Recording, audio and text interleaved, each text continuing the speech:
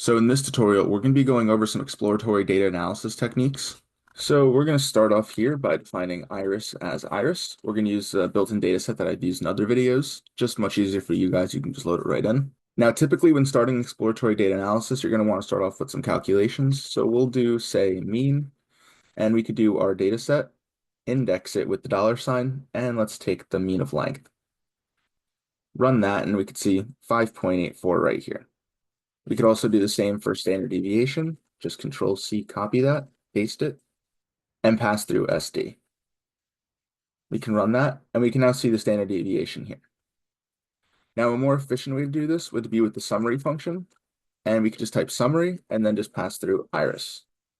Now here we can see instead we have our min, median, mean, max, etc., and our quartiles for all variables, including species, which was automatically converted to numeric. This saves us a lot of effort in having to retype this over and over and over again, and we can just get all of our calculations in one spot. Now, another useful thing we could do is we could use functions like tapply, which allows us to apply a function over an array. And in this case, we're going to aggregate data. So we could do, say, iris sepal length, and let's also do iris species and mean. We can run that. And now we see we get a group calculation here. So what this did here was it took our X value, which was the variable we're calculating for, and then grouped it by our Y variable, which would be species. Now another example, which I'll just copy and paste in here, is using the mtcars dataset. And I'll run this as it might intuitively help a little bit.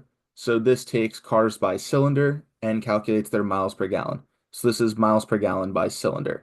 You can see the more cylinders you have, the more your miles per gallon goes down. This is quite similar to group by in Python if you're familiar with Python. Now, once again, another easy way to do this without having to retype it over and over and over again to get numerous calculations would be using aggregate or aggregate. Now, instead of passing through an X, we can use a decimal, which you'll see in a second after we type in species. Essentially allows us to take all the columns besides the one we're putting here. And that'll be perfect for us as that's all the variables that are numeric and this one's string. We can then specify we want data equals iris, as that's our data set. And we're doing it by mean in this case. Now here we can see it's the same exact calculation we did above, depending on by sepal length, and that would be right here. Now this returns us a matrix instead of just doing it line by line by line.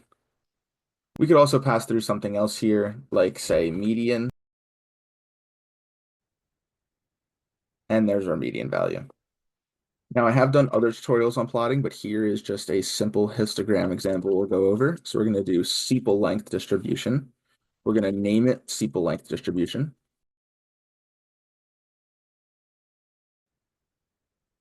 We'll use xlab to name the x-axis length. And the color will be light blue. Now here we can see our sepal length by distribution in a histogram.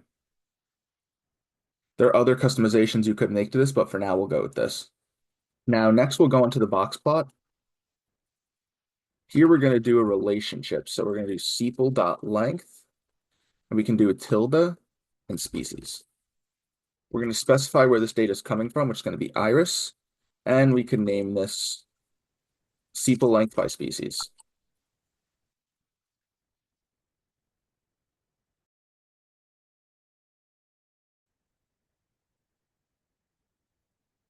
Ran an error there, but you can also color this as well. So that's what we'll do here. And now we see it's light blue. Now the next plot we're going to do is a scatterplot pair. We can define our first variable, and we can also define our second variable, and we're going to do width here. Now we're going to define our column as as.numeric, and we're going to pass through iris and species to make that a numeric variable so we can then plot it. We could also set our PCH to 16. As you can then see in our scatter, if we change this, it changes the type of dot that we have. And I think 16 just looks better here, but you can customize that as you'd like. This chart is a little tough to read, so that's where our next function will come in handy. So here we're going to do pairs, and we're going to pass through iris And we're going to index columns 1 through 4. We can then name the chart Scatterplot of Iris. And we're going to set the color equal to species so we can get that color coding again. And after running that, we can see we have our plot here. And this is a lot easier to type out than having to type this out who knows how many times here. And it's also far more aesthetically pleasing. Now, as stated previously, I have a much more in-depth video on plotting, 2 others in R, and I'll link them here.